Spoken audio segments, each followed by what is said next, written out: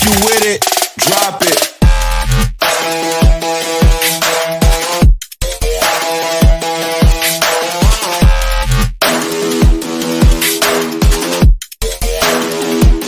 Hi everyone, it's your girl Mantate. Welcome to another episode of the Mantate Show. This is a weekly podcast where I talk about all things life. It's whether what I think about life, how I'm doing life, or what the people around me are talking to me about their life, and also it's just like me just being here to share with you guys some of the ways that I'm approaching life, whether it's the things that I've done well or the lessons that I've learned, but also hoping in the conversations I also get to learn about how you guys are doing things, and also some of the things that you don't need to do because I've learned from them, but some of the things that I don't need to repeat because you've learned from them, and we can avoid some of the challenges or some of the problems that arise from trying the same thing, right? So that's basically what my podcast is around. And I know last week I had like a lot of energy and it was a Monday. So I'm recording this on a Monday again. I have energy, but not like the same as last week. I feel like last week was like super charged. But I'm here because there's a conversation I want us to have. And I know I say this every week that, the conversations I bring to you guys are very important. And I think that's the whole point of this podcast. I feel like there are certain points in my journey, there's certain things that I talk about with my friends, with my colleagues, with the people around me, that sometimes I'm just left, wanting to kind of think deeply about them. And this is a way of thinking deeply about them. But also by bringing them to you guys, it's also a way of bringing conversations to you that might happen in the comment section as you share this video. But also it might happen in your own spaces. It could be something that you start having a conversation with someone about because you know what, you were listening to Mantate and she got you thinking. That's the kind of vibe that I'm working with, that I'm looking forward to. But like I always say that my podcasts are never really just about the talk and whatever it is I'm bringing to the table, but it's also just about the looks, the hair, the face, like what's the vibe for that week. Because if you know me, like I'm very passionate about storytelling. I'm very passionate about style, looking good. And I think for me, any day that I'm working, for me, it's just like it's an opportunity to tell a story. You might not be stopping to tell somebody about something, but there's something they interact with in what you're wearing and what you're accessorizing with that gets them thinking or interested or intrigued or, curious about something, which is very important for me. And the place that I normally point to is my African roots, the things I'm very passionate about, the continent, but also the places I've been, the cultures I've gotten to know, the cultures I'm very curious about. So that's why my podcast is like a mix of the conversation, but also the looks, the outfits, right? And the highlight of my look today, beyond this, this gorgeous dress. This is a gorgeous dress from Kenya. So I have this Kenyan friend of mine, and every time she goes home, I'm like, girl, bring them to me, because I love them so much. They're so comfortable. There's so many different ways that you can style them with, but they're also very, compatible with just being chilled at home and just finding something very comfortable. But more than this dress, the most important thing today is like my earring. If you're Zimbabwean, you might recognize this person. So this is Babs. So this is an earring that was part of my collection. I did a collection a few years back that was just profiling women I know, because I always say that, I'm always wearing earrings that have faces of women, and it's women that I don't know. So I wanted to just, bring out stories of women that are doing different things, that are, experiencing different things, good, crazy, people that are overcoming, people that are modeling, the great things that women are doing in the world. And I wanted to just profile them in a very gorgeous way. So I did some earrings, and I always get excited when people see them and they're like, who's that? Do you know this person? What's that about? And for me, it's always this excitement to tell them about the people. So this is Babs. She's one of my favorite people in life. You can check her out. She's called Barbara Kambanyati, and she was one of my muses for this collection. And so she has a very powerful story. She's a therapist by training. She's very passionate about helping people, deal with their traumas, helping people find their way and their healing, but also helping people figure out ways of taking care of themselves. So if that's the kind of stuff you're looking for, look for Babs. But one of the things I also love about her is she's a very big champion of cancer awareness, trying to get people to better understand, especially cervical cancer, but also finding ways to support the movements that are built around advocacy for that, but also supporting survivors. But beyond that, she's also a very creative person. So in a lot of things creative, she's got a magazine that she pushes out and all of those things. So she's a great person to check out. So the other thing that she's very passionate about, getting people to be aware of is alopecia. And that's why in this earring, so the other earrings, I've got girls like with afros, with dreadlocks and stuff like that. But this one, we have this bold, gorgeous Zimbabwean woman. and she's a woman that tries to raise awareness around the issue of alopecia because a lot of people don't know about it. So I do think that she's a person to check out, so please check her out. She's an amazing person. Love her to bits. I almost say love her to death, but I feel like that's such a, I know we say that, but almost like it doesn't sound great. So I'm just like, I love you, to bits and pieces. Love you to the moon and back. And I think I'm very passionate about women, and I think this is a great way of platforming these women. So I think what I'm gonna do in future episodes is to ensure that I show you guys the rest of the collection of the earrings that I have. It was a feature of 5 powerful women, so I'm gonna be talking about them, but definitely check her out. She's on Instagram, she's on Facebook, she's everywhere, so just look for Barbara Kambanyati. And then if you can't find her, you can also go to my followers on Facebook or Instagram and then just search for her there. You will find her. So that aside, welcome again to this episode. This is a very serious topic that we're having today, and I mean it because we've had such serious conversations, and I always say that everything I talk to you guys about is very important to me, but this one is a very powerful one for me, but it's also a very radical conversation. I feel like it's one of those conversations where I know without question that we're probably not going to agree on it, but I feel like it's a conversation that needed to be heard. And it's a conversation that I've been sampling with a couple of my friends, but also something that I've been bumping into like on social media, especially on Twitter. So it's a conversation that's potentially already out there in an extensive sense. But I think most people in my circle have not been having it. So I'm thinking, let's bring it to the conversation. Please engage with it. Let me know through the comments, share this, and also just have it in your different spaces, because it's just beyond you commenting on my video and talking about it there, but it's also about you taking these conversations to your different spaces. Having said that, I feel like this is a very long introduction, but I actually don't know how to title this. So I think as we go through the conversation, you will get a sense of it, and maybe at the end of it, I'll figure out a title for it. But it's a conversation that's building on the fact that we're in November, we are past mid-November. And what that means is that December is here, and December is a very interesting month, right, for a lot of people. So for some people, it's excitement to be going home, right? And then for some people, it's anxiety, it's depression because they're not going home. For some people, it's excitement, it's been a good year, they're just looking back and being happy to just celebrate, what their year has been. But for some people, it's not been a great year, so like they can't wait to just be over with this year, and they're hoping that next year brings them something different and better. So there's a whole lot of things that define December, and I'm not going to speak to how I feel about my December because I want to focus on this particular topic as it's very, very important, right? So it's a conversation that's specifically dealing with the ideas of going back home in December and what that means, right? And what format that takes, and some of the challenges, the opportunities, and some of the things that we should engage with that we're not always comfortable to talk about. So we're talking today about the whole idea of going back home in December. It's a very interesting culture. It's a culture that I guess dates far back, but I want to reference it at a particular point in time. If you know how far back it goes, please let me know. But I wanted to take it from a particular point in experience and then build it forward into like the kind of conversations that we're seeing in 2025, or the kind of conversations that we should be saying in 2025. So for me, one of my biggest departures for this conversation about going home is kind of like the ideas of the society that we're coming from, and a good reference, which is going to be like my key reference for today. As I said, I'm interested to know how far back you think this concept goes, and also just what it looked like, how it has evolved, because I'm not going to address how it has evolved. I'm just really addressing the notion of where it comes from, how it was established, and the fact that we still have it today. So basically, there's a conversation that we've been having about colonial legacies and how colonial empire kind of influenced the the social, cultural, political, and economic fabric of our societies. What that basically means is, at a social level, I'm going to start there.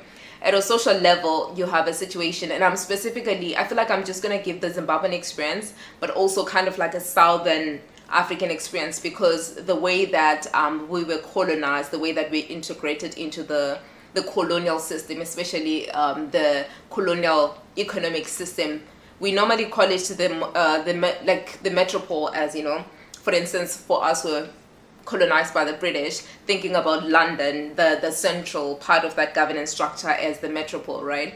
So thinking about the metropole economy and how we were integrated into it, how we integrated into the whole architecture of the British Empire, the British structure.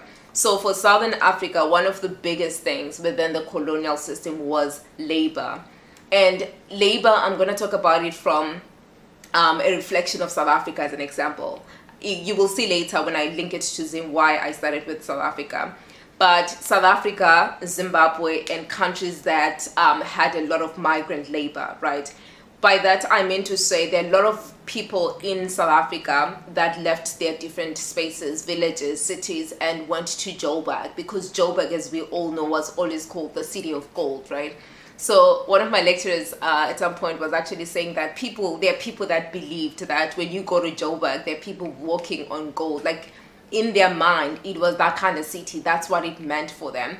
But obviously it didn't mean like in the sense of when you walk around there's gold everywhere, but it was just the ideas of it as the place, you know, where people did the mining, but also as a place of economic activity. So everybody aspires to be in that space. So there's a lot of people that left their villages, that left their smaller cities, provinces. I don't know what they're called before they were, you know, called provinces, but they went to Joburg in search of opportunities. And I'm using this example because I want us to think in a very clear way about some of the movements from villages. It still happens now, but, you know, taking it that far back, to look at how people were moving from, you know, places where economic activities were not that big, so they were leaving villages to look for opportunities in different places. That mobility is very important in the conversation that I'm having today, right?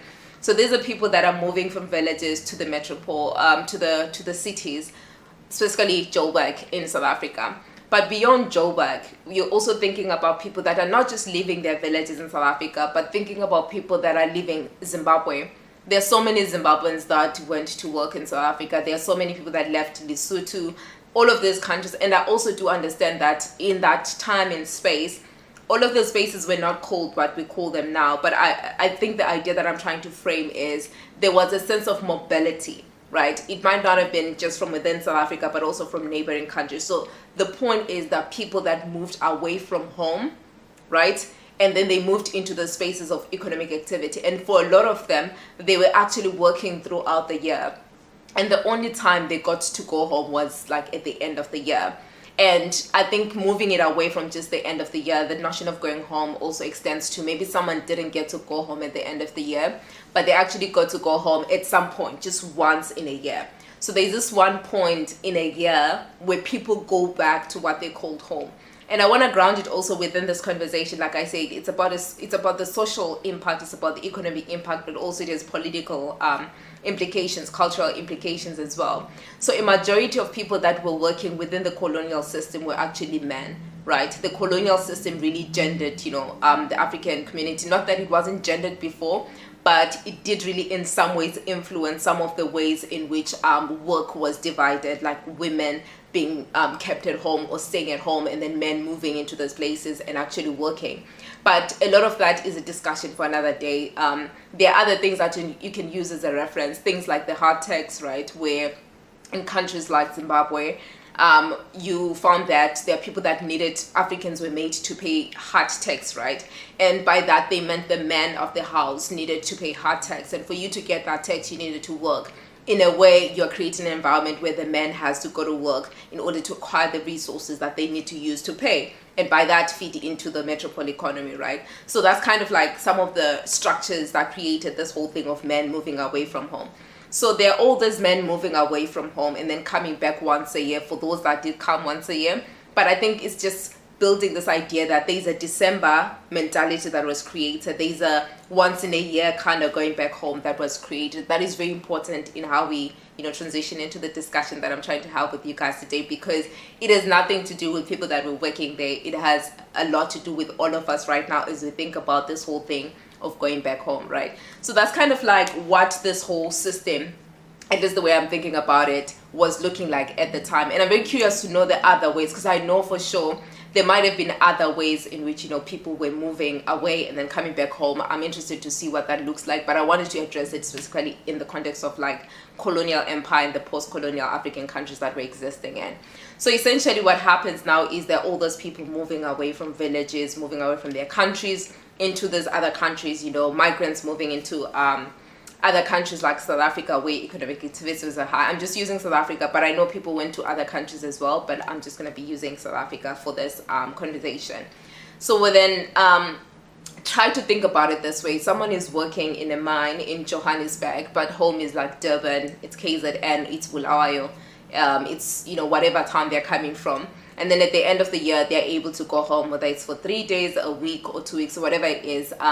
So they're going back to see their families. So some of those people are actually married people, majority of them, I guess. But also it's people that were not necessarily married, but they've got their families in the sense of their mom, their dad, whoever, right? So there is a sense of going back to the people because you are where you are. It's work. It's a place of economic activity. It's where you make the money to take care of the family, right? So they're going back home in December. And then, so that's kind of the context. I want you guys to understand it from there, that there was a context of we work in this place. We go back to a place called home, a place where we've got wives and children, a place also where we've got our mothers, our fathers, and all those people that we potentially grew up with that took care of us, etc., etc. So there's this conversation of a place of economic activity and a place called home and the mobility between those two places. And I want us to understand one thing about this.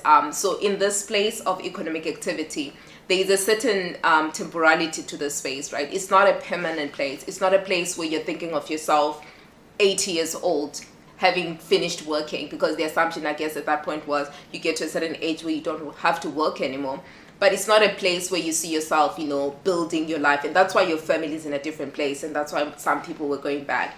I don't know, to what extent people had the space to bring their families. I guess some people did, but majority of these workers couldn't bring their families. So there's this temporality in this space, right? It's a place where you go and make the money, where you work and do all those things that you need to do. But there's a place called home, which has the permanence to it, right? And I think it's very important in how we think about this conversation. And I feel like the foundation is very important, also so that when we ground our differences and how we think about this, it's very, very important that we have a good context of it. So you've got this temporal space, you've got this permanent space called home, and the temporal space called work, right? So then, with this background in mind, I want to bring us back to 2025, where November and December is coming, right? So as usual, I think all of you know, December is the time where a lot of people go home, right? And a lot of people, if you live in South Africa, most of you guys are planning to go home in December, which is great. That's what you've been doing over the years, right? There are people in the UK, there are people in Germany, people in the US, there are people in Kenya, there are people in Nigeria that don't come from these countries, right? Are moving from their own countries like Zimbabwe, Zambia, wherever it is that you're from, right? So you're all in different places. And December is that time where people go home. And so the conversation I'm having with you guys today is just discussing some of the dynamics or some of the push factors for why you want to go home or why you're obliged to go home, because there's the wanting to go home, there's an obligation to go home, and trying to deal with some of those dynamics, because I think they do have an impact in our mental health. Like I started earlier, that there's some excited about going home, there's some depressed and anxious about going home. So I want to unpack some of the dynamics around this whole thing of going home, right? So it's November, people are going to be going home in December. And it's not just people outside countries. It's also, people that work in Harare, they're from Bulawayo, going back home. It's people that work in Joburg, but they're from KZN or Limpopo, wherever, and they're going back home, right? So the notion here is there's different types of people planning to go home or expected to come home. So there's your planning to go home, whether you want or you're obliged to go home, or there's an expectation, there is a push for you to go home, right? And so I wanted to just kind of have a conversation about that, right? So I will start first with the people that want to go back home to visit, right?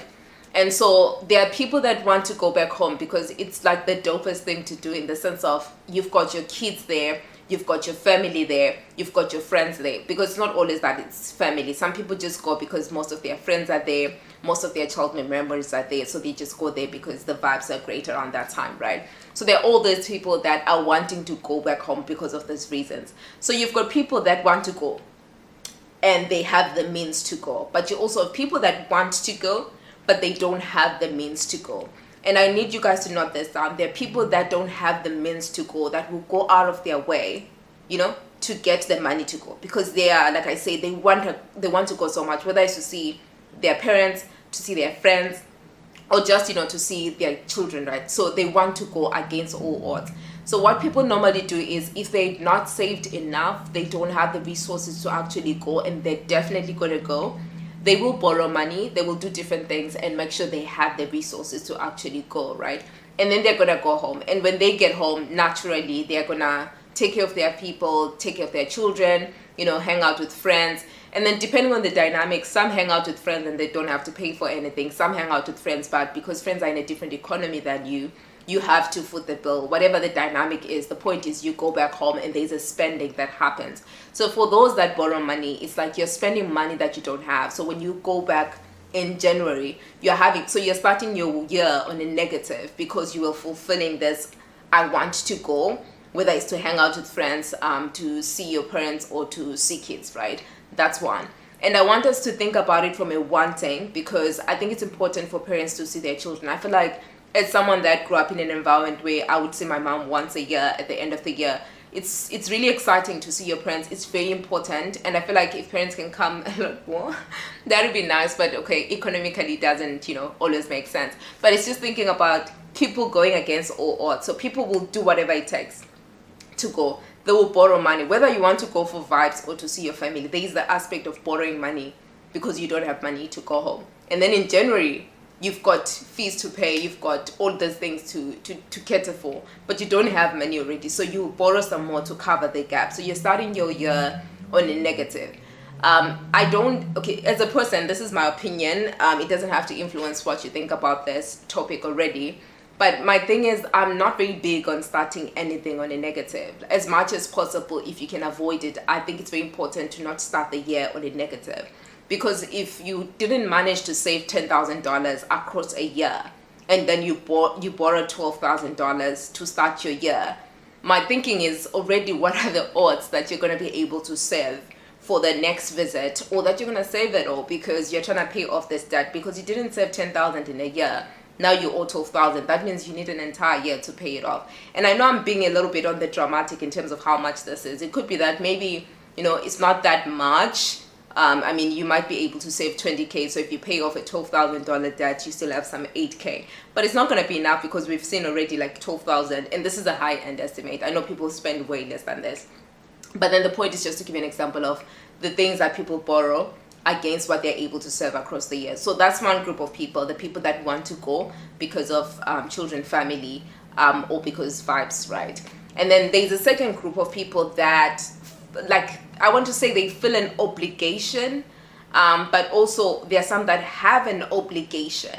Like, you're pushed. Your peoples remind you which dates are you coming. People make plans with you in mind and all those things, which is very interesting, because I'm already like, if you're being obliged and you don't have the means, you need to reevaluate, what you're capable of, and engage with your people. Because I feel like if it's your family and people that love you and they know that you can't make it, this whole obliging you to come, pressuring you to come, of course, wouldn't exist. I know there are families that really push their people, and I want to engage with that, because that's where I was talking about anxiety and depression, because there are people that cannot go home because they don't have the resources, or they can't go home because at this point it's like, I'm not ready to go, right? And if someone is not ready to go, they struggle to tell them, like, I can't go, I can't, come and see you guys this year. I'm not ready to come and see you this year. There's so many different reasons why someone wouldn't be ready to come and see their people.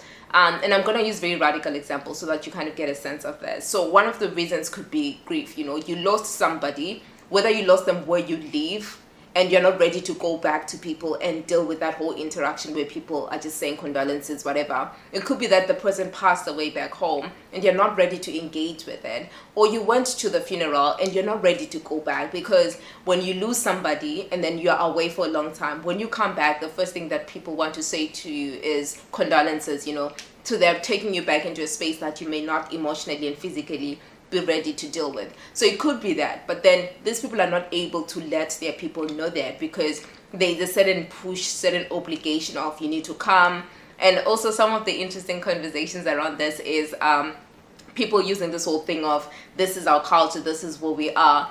And I always say to people that whenever we engage the whole concept of culture, around, the experiences of people, we need to always make sure that our cultural recognition, our observing our culture, that does not infringe on, the freedom of people to take care of themselves mentally, emotionally. I will say this again. The way that we observe our culture, or the commitment that we give to our culture, should not take away from the people around us. There's space for them to be in a mental and emotionally well space. I hope you guys understand this. And so what I'm saying is, whenever you tell someone who's telling you like, I can't come right now because I'm not in good space, or I don't think I want to come this year, there should never be a conversation of culture, especially if that person doesn't have, for instance, children that they're coming to see. And even if they do have children, if they don't have money, and I'm very big on this money thing, because a lot of people don't have resources. They're living in countries where it's very expensive to live there, and they're taking care of families back home. And so they don't have the resources, but they're obliged to go. They feel pressured to go. So I think it's a conversation that's asking us to care enough about people to understand when they can't make it, but also that does not give you, as the person on the other side, the space to take advantage of it and not be going home and not be taking care of people by showing up and celebrating, and also not showing up for kids. I think the conversation I'm trying to have here is about the feasibility of going home without necessarily having to get into debt or to get into sort of depression because you can't go, but everybody's asking you to go. So there's that, group of people that may not be wanting to go home, but they end up going home or thinking about going home because, they are supposed to go home. They are obliged to go and, visit family, or to go and, take care of things, or people are making plans with them in mind. So that's one thing. Then there's another group of people that definitely wants to go, but they definitely don't have money and they're not going to borrow. And those are very important people in this discussion, because I feel like it's people that are recognizing right now I don't have the means to go home, but it doesn't take away from the fact that I love my people. Not being able to see them this year or next year does not mean I don't love them. I think it's important for us to think about this group of people, because it's a group of people that's I really want to be home.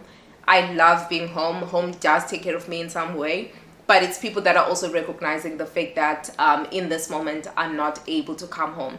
So for those people, there are different things that they do. There are some, obviously, that talk to their families, and if they have the means, they pay for them the whole experience, or they pay for part of their trip. And then that way you're easing the burden on them, which is really nice. I feel like if people can collaborate to support those that don't have the resources to come and visit, that would be great. But I know for sure that a lot of families back home may not necessarily have the financial means to support you to come back home. But I think the point I'm trying to get at here is there are people that do recognize that I want to go, but I don't have the means, and I'm not trying to borrow money. I do give a shout out to those people, because I think anyone that recognizes their financial limitation and they act accordingly, I think it's people that are respectful of their own growth and give themselves the space to, grow financially, because it means when you start the new year, you're starting not from a negative. So if you're saving for the next year, you're saving from a better place. And even if you're paying for fees and other things, you're not dealing with a negative to start with. So there is that kind of, person. So this is a conversation I was trying to have with myself. So that all those different people are wanting to go home. Some of them don't want to go home, and some are obliged to go home, and all those things. But there are all those dynamics that influence whether they can or cannot go. A majority of it being money, but also other things like, grief, or just not ready, not being ready. Or for some of them, everybody has moved, whether it's their brothers, their mothers, their immediate family has moved, and they only have their extended family. I do feel like the way that they think about home may not necessarily be the same. And sometimes they're made to feel bad because it's you no longer think about us, or you never come to see us because, your mom's not here, or your children are not here. So I think it's very important for us to think about all those dynamics, because one, it reshapes the way that we engage with our people. It reshapes the expectations that we put on them. It reshapes our understanding of them when they can or cannot come. And even when they do come, there's a conversation of reshaping the way that we engage with them, especially when it comes to economically being available for all of us. Because sometimes, there's people, when they come home, they're thought of as ATMs. The money just, flows out of them. But I do know that sometimes people do have the resources, but sometimes they don't. So it reshapes the way that we engage with them, so that it's an empowering space. It's a great environment for them to relax and rest at the end of the year. So that's one aspect. And then when I was having this conversation with a friend of mine, she expanded it into an area that I think is also important. She was basically talking about how, in an interesting way, December is also that time where for a lot of women, especially women that are married, women that are in partnership, when they go back home, especially when they're visiting their in-laws, for them that's like the most like labor intensive month or labor intensive space. So what happens is you've been working the whole year, right? And then you come at the end of the year. So going home is a vacation for the family. But for this woman that's having to go and labor, it's not actually vacation, because when they get there, they're the ones responsible for cooking, for other chores in the house. And it's not just chores for their partner, it's living with other people, especially their in-laws, so taking care of that as, the makoti, the malgazana, the daughter-in-law. So there's that responsibility. So there's this intensive labor that they have to make available for that experience to go through sensibly. And then for their husband, it's not the same way. They might contribute in other things like, slaughtering a cow, buying some meat and all these other things that people do in their homes in December. But there's that conversation of they're not the ones laboring, that when visitors come in to see those people that came in from wherever, they're not the ones in the kitchen making the tea, serving people, washing the dishes, making sure their house is clean and things like that. So she was basically bringing this conversation that it's actually a time that is labor intensive for women, which is a contradiction to the fact that it's December, in the sense of it's a year of hard work, now you have to rest. So by the time they go back to work, they are exhausted because they were doing this other work that's not paid. Not that they want to be paid for the work, but it's just this idea of it's a world that becomes a little bit challenging for women, and a lot of them cannot say like, I'm not going to go because your husband is going, your children are going. It's almost like, why are you staying on your own? Why are you not going? And it can create actually a lot of tensions within families because, like, okay, why are we not doing the same thing?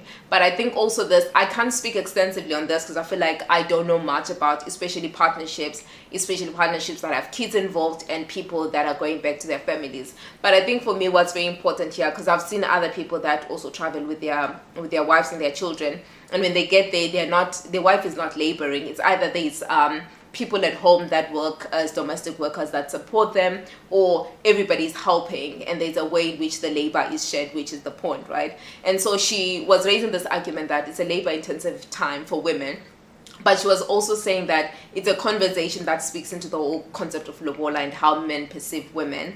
Like, when I've paid lobola for you, I expect that there are things that you're going to do. And the mother-in-law as makoti, whose lobola has been paid, there's an expectation that you're going to do certain things. So what she was basically saying was, this is a problematic way that some men perceive lobola, but also it's a problematic way in which she was saying, like, women select which aspects of the culture they want to participate in. So she was saying that for as long as us as women are not engaging with the conversation about lobola, there's a chance that you will not be able to engage with the conversations that allow you to speak up for yourself, to defend yourself. But it's also not just a conversation about the ability to defend yourself. It's also a space that is also reinforced by both women and men. It's the women who are mothers-in-laws, the aunties, the sisters that reinforce this environment. Because if it's December and everybody is on vacation, and there's this one daughter-in-law that's being made to do everything, but there's everybody else in the house, their girls, their boys in the house that are not willing to assist, then the problem is not just this person that is participated in lobola. Because I feel like participating in lobola, allowing yourself to receive the bride price, does not say that you're allowing yourself to be a laborer or to be abused just because someone paid lobola for you. So it's a conversation that one should be had with women, but also with men, because we're brothers at home, we're uncles at home, we're fathers at home. There's ways in which we can contribute to how we make the holiday experience okay. So I feel like that conversation can exist with all of us in the table, but it's also a conversation that women need to have within themselves, about what they can speak up on and why they should speak up on things, but also some of the ways in which, we handpick aspects of culture that are problematic in nature, and we're not willing to engage with the problematics at the time of participation. But then later on, when we start experiencing these crazy things, we're actually trying to speak up, but we can't because our voices have already been shut down. So what my friend was basically saying is that women need to have a conversation about lobola. Women need to have a conversation about, the things that happen to them that they don't speak up on. But women need to also have a conversation about how we also reinforce this environment of abuse and labor that is intensive and unpaid for women. And these are sisters, mothers, and aunties, because you're also participating in ensuring that these women actually labor in your homes, right? But it's also a conversation that men need to have, a conversation where they need to reflect around the meaning of lobola. I know a lot of people sit down and say, oh, lobola is a cultural practice. We're just getting to know each other. It's just, part of our culture. It has nothing to do with buying somebody. But I know that there is a good number of you that have the wrong mindset around that. You are very abusive and you always use this lobola thing as, I paid for you, I can do whatever. So I need us to really think differently and better. The reason why men need to also have this conversation is because these are your future daughters, right? It's the way that your daughter is going to be treated in a different environment. It's your sisters that are going to be treated a certain way in a different environment. So when you begin to have those conversations as boys, as men, as fathers, as uncles, as whoever, I feel like you will treat it differently if you're going to expect something different for your girls as well. So I thought this was a very interesting addition to the conversation about December and all these anxieties around going home, because I've spoken about money, I've spoken about grief as one of the indicators of am I ready to go, or other reasons why people don't want to go. But there's this one conversation where for a lot of women going home in December, it's a conversation about labor, especially when they're going to see their mothers-in-law. So there's always all those people around that are coming in, they're having to take care of everybody, so it's a big thing. But there's another layer that my friend added, and I feel like this was good that I was having a conversation with her, and I'm glad that I'm bringing this to you guys, because it means that you're going to have a contribution to it and broaden it beyond what we've been thinking. But she was basically saying that as we think about this whole idea of resources and how much is spent going back home, okay, I feel like I ran ahead of myself. There's an element I need to mention before I get to an argument, because it was building on something that I was thinking about and sharing with her.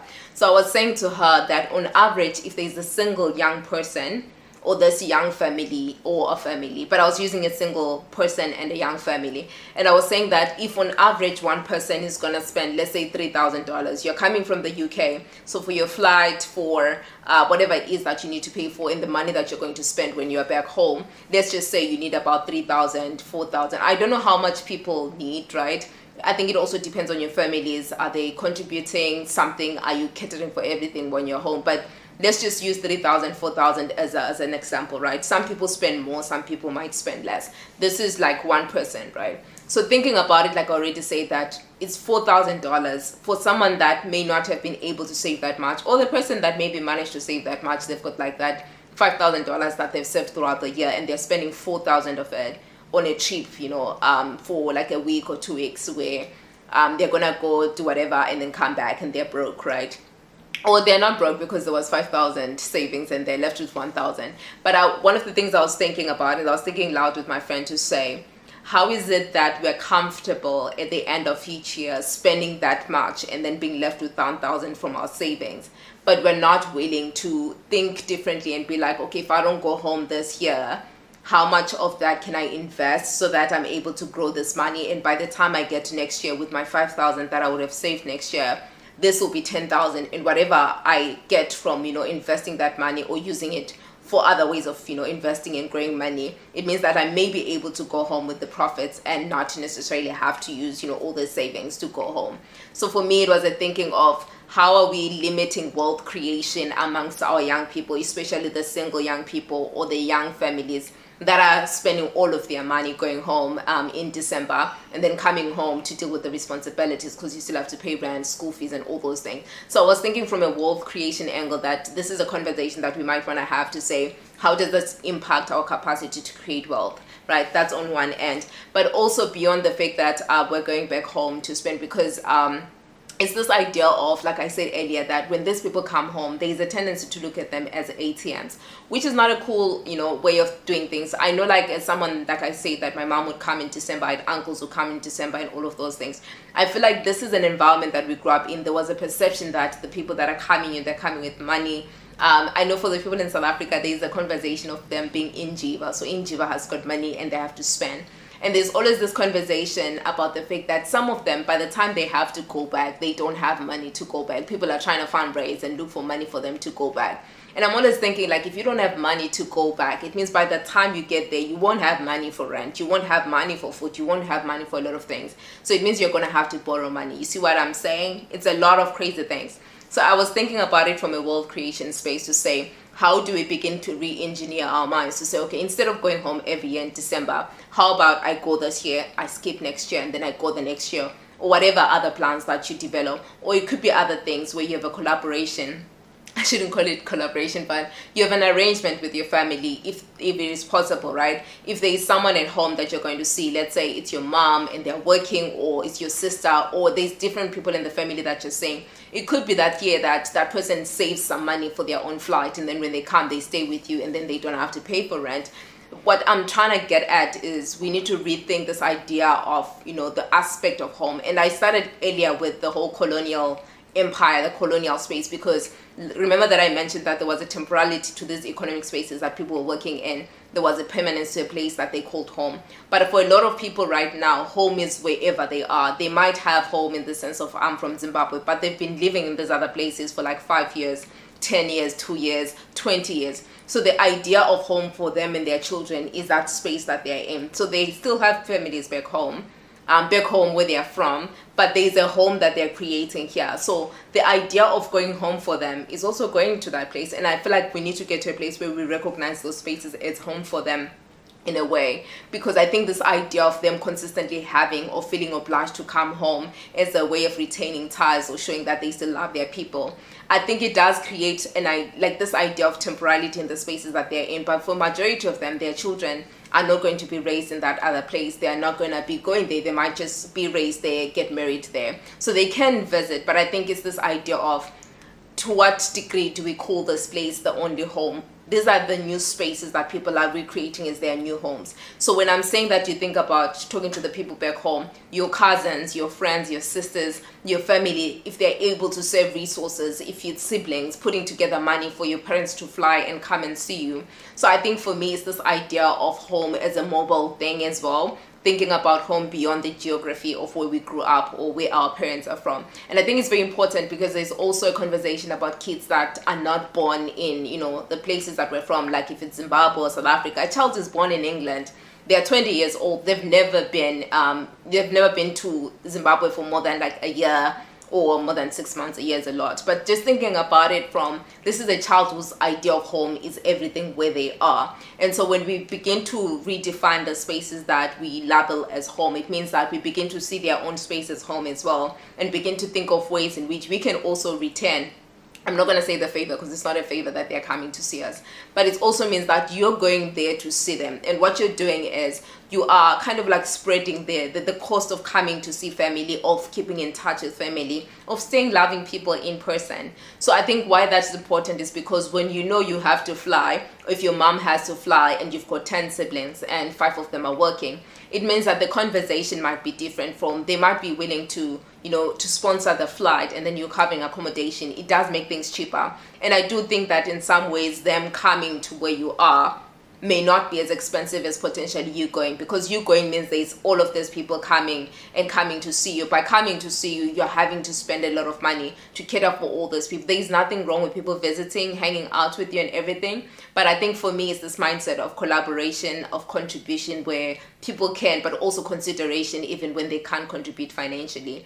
So I think for me, these are some of the things I've been trying to think about a lot, because I think as young people, as we continue to build ourselves, as we continue to interact with these ideas of home and what that looks like, both right now and in the future, I think it's very important that we have them, because when we begin to have them, we're honest with ourselves and the people around us, but we also cater for our own mental and emotional well-being. We are not physically, drained, or we're not stressed by things, because we're honest to ourselves and the people around us, and we're very aggressive in the way that we protect ourselves. But also beyond the mental wholeness and the health aspect of it, it's also that thing of an opportunity for world creation, us thinking differently about our financial management and what we commit to financially, and some of the ways that we can grow, so that at some point it doesn't feel so expensive to go home, because you've got all this money growing on the money you're saving or investing. So I think it's a conversation that I was trying to have with myself, then I expanded it to my friend. And then she added all these amazing angles that I think are very important for us to have. So I'm here to you guys, having said all of this, and obviously having said at the beginning that, you know, December is the time that we all go home, and whatever that looks like for you, I think the conversation beyond all of those, you know, important things that I've said, there's also that aspect of, if you were planning to go home but you don't have the resources for it, and you're planning to get into major debt to get into major debt just to go home, I would say sit down and evaluate the pros and cons of that. If the pros are, you know, way more than, I mean, do it if you can. But if you see that the cons are like, oh boy, just don't do this, then maybe don't do it. And if you are wanting to go home, you don't have the resources, but you're feeling depressed about it, anxious about it, because, you know, you're worried about what they think, you know, how people are going to feel. I think for me, it's this idea of however we feel, whatever we feel, the decisions that we make and the actions that we take, they should always come with the commitment of care for self. And by that, I don't mean just emotional care. It's care for our finances, it's care for our physical well-being, it's care for, you know, the environment that we're in. So whatever decision we make, as long as it's protective of that, I feel like it's a good decision. It's a decision that protects you. And if you're in a good space, it means that you're able to show up every day as a great person in growth. And I think the best of you is the best for your family. It's a sustainable you. And for me, that's way more important than killing yourself in the moment just to satisfy, you know, certain demands by people that may not necessarily be familiar or be understanding of the kind of struggle that you're in. So I would say, if you're stressed about it, you know you can't go home, it's all right. Find ways in which, you know, December can look and feel like home, because wherever you are, there is a sense of home in that space as well. There are friendships that you've made. There are people that are now family to you. Find ways in which you guys can still celebrate and have your own traditions and rituals, right? And then when you're able to go, you can go next year. And then for those people that are going home, definitely because they have the resources, also, like, lucky you, and I'm really happy for you because you're able to go, because this is the prayer of all these other people that I've mentioned. They want to be going home, they don't have the resources, and I hope at some point you all get to a place where you're able to just visit home and not be stressed, especially about money. And for those people that may be dealing with other things like grief, and I say this because I've been there, you know, there was a moment where my grandmother passed away, like in December. And I remember, like, I was home when it happened, because she got sick, and I went home. And then I spent some time with her, and then she passed away. And after she passed away, I had to go back to school. And because I was away for a couple of months, and most people hadn't seen me after the funeral, when I went back home, the next, it was April. I went end of March. So I went there a few months later, and everybody that I met was basically talking to me about, you know, condolences on your grandmother's death and all those things, which is very nice on their part, you know, but it was also like a lot for me, because I'm like, I haven't even found ways of being around this kind of conversation, even more being around the people that knew her, knew me with her, my love for her, and what her death could have meant for me. So it was this complex space, and I know for sure that in that moment I was like, I'm not ready for this. So for me, it was a decision to say I needed to be there for something. So I got there, and I was like, you know what, I'm not ready for this. So I do understand for people that may be dealing with that, you know, aspect of their life. You're grieving someone that you lost back home, whether you went to bury that person or you didn't, and you're just not ready to deal with it, or you lost them wherever you live, and this is the first time people will be seeing you after that loss. So I feel like people should be allowed to emotionally engage, you know, with this grief process in their own way. But it could be that someone else is dealing with other things. Whatever reason you have, I feel like if you have a valid reason for not being able to go this year and not be able to go next year, or to just not go this year and go next year, I feel like if you're able to engage with your people and let them know, and also be receptive of the possibility that they may not be understanding or they may not be accepting of that. But it's not about them accepting, it's also about what is good for you, because I think what's important, like I said, is it emotionally good for you? Is it mentally good for you? Is it financially good for you? Is it physically good for you? If it is, then that's what's important. So I wanted us to have this conversation, and I know when I started I said that you guys may or may not agree with me.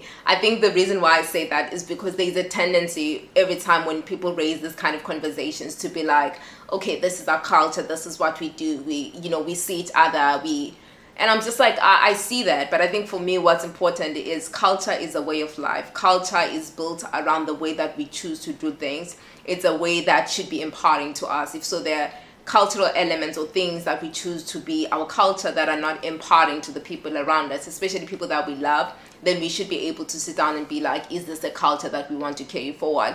And I think there's an opportunity for us to really redefine like what cultures, express our interaction as families, and also spaces to begin to recognize what the expanded conversation about, the aspect of home or the concept of home looks like, because home is a different thing now. So there's home in the place where I'm from, but there's also home in the place where I am. It's places where people now have kids, have raised their kids. It's places where they've spent 10, 20 years. They may not have raised their kids, but this is where they are. Some are married into those spaces. Some are just married to people from home, but this is home. So I think rethinking that idea of home and rethinking the pressures that we put ourselves under for this whole thing of going home in December, and also rethinking what the experience of going home is for women, for the example that my friend gave of the experience of women, they go home in December and labor through the month. So I feel like these are conversations that we need to have, and most people may not agree, most people may agree, whichever direction it goes. The most important thing is this is a conversation that we need to have. And like I said earlier, I don't know if I've said it in this conclusion, that one of the biggest things for me is how we think about wealth creation. And part of wealth creation is recognizing what we do with our savings, what we do with our finances, and what we don't do when it comes to borrowing money, right? Because people are borrowing money to do things that, to be honest, if you can't do it, don't do it, right? So I think for me, I'm a bit strict on that, especially money. I'm just like, there are certain ways in which money can respect us, and also in the same spirit, there is a way that we need to respect our money, because in respecting our money, we allow the space to breathe and to grow. And also our money gets to respect us, right? Because we're respecting it. So that's basically the conversation today. And I want to end by saying that the whole thing about going home is a very interesting thing. It's a dope thing as well. One of my favorite things is going home, right? It's having great food. There are these types of food cooked in particular places by certain people that I actually like. There are friends I have, there's family, there's all these different people that are in these different places that I call home. And I think for me, what's always fascinating is home is a very interesting concept for me, because home is Zim by virtue of me being born there and being raised there. And my grandmother was like home for me. I always say, for me, home was a physical person. It wasn't, a physical place. It was Ugogo. And my heart always says like home is wherever she is. And that's the beautiful thing I carry her around. But it's also a conversation about my mom having lived in South Africa my whole life. So home is that for her. And by extension, to some degree, there's an aspect of home there. But then there's also home in the places that I'm at as a global citizen. I call myself this mobile citizen. As a global citizen, home is wherever I've planted myself, wherever I'm building myself, but it's also home in the physical sense. Bulawayo and Kulumane, that's my heart. So I think for me, I love the beauty of these different aspects of home, and also the flexibility that I have in how I think about when I show up. I go home in random times of the year, because I may have the resources. Someone else may not have the same resources. So if you do have the resources and you like going home like me, whatever that looks like, do it. If you don't have the resources, don't kill yourself over it, because the same people that you're killing yourself for, are not going to be there when you're dead, right? They're going to be stressed about you right now not coming, but no one's going to help you when you're in hospital, because you're in a physical state, a mental state, because you're not good, because you've killed yourself for this. So I would say take care of yourself, and as families, let's take care of each other. Let's take care of our children who are living in different places, of our relatives that are living in different places, but also let's take care of each other, because ultimately we are all as good as we allow ourselves to be. And by that I mean the way that I take care of my family, my friends, and the way that I take care of myself should be reflective of what I want to see in them, and also the way that they treat me should also be in the same spirit of wanting for me to be happy. So I think the advocacy here is let's take care of each other, and let's also recognize the ways that our traditions are evolving. Certain things that looked a different way 20 years ago looks differently now. But also what's important, because I started from a long history of the ways, the structures that were created by the colonial period, but also thinking about how practices today that we feel obliged to follow, or that we're obsessed by, or that are killing us, but we're just like continuing to show up for in the way that we've always done them, have a history, and we need to interrogate that history ideas of temporal spaces that people had to be in order to take care of their families in permanent places, but also the evolution and looking at places like, okay, it's no longer as temporal as it used to be, right? This is no longer a place of work for somebody. This is a place where they're raising their families. So it's no longer that temporal space. It's actually now like a semi-permanent, or actually a permanent space. I shouldn't call it a semi-permanent space. So it's thinking about things that way. I think for me, the challenge I give myself every day is, how do I begin to redefine the ways that I interact with my life, with what I call culture, with my habits, and also how do I develop better ways of doing things so that I'm empowered economically. I'm also empowered in terms of like the relationships that I have. So yeah, this is the conversation today. I hope that it's a conversation that you've enjoyed. I'm very excited to hear your thoughts about it, but also, like I said earlier, I want to know how far back this concept goes, because I just traced it to a moment that I feel like is very important in how we think about this idea of mobility and going home in December. But I know that it could be traced back to different spaces as well. I'm curious to hear about that, but I'm also curious to hear about your own experience of this, what you're thinking about it, and I hope that if you're stressed about it, this makes you feel a little bit better. And yeah, I hope that you guys continue to support me. Subscribe on my YouTube channel. I have an Instagram page. It's the Mantate Show. On YouTube, it's the Mantate Show. You can find me on Spotify, on Apple Podcasts, but also on Amazon Music. Just look for the Mantate Show. So this is a place where we do live. This is a place where we talk about how we do life, but also where I bring together the thoughts and ideas of the people around me on how they do their own life, so that we're able to share lessons, ideas, and we do this life thing better. Thank you for joining me today. I hope that I will see you again next week. Bye.